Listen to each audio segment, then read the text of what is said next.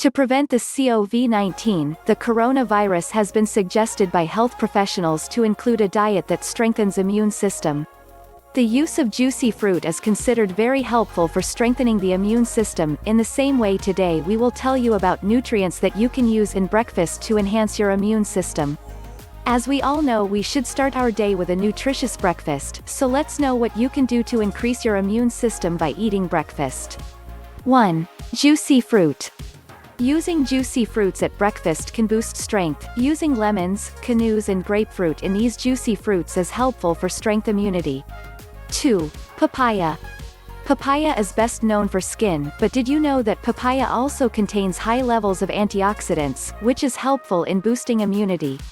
3. Green tea. Drinking green vegetables in the morning is considered the best for health, while green tea improves your health as well as enhances your immune system. Green tea contains high levels of antioxidants, while incorporating it in daily diet also controls blood pressure and cholesterol. 4. Yogurt.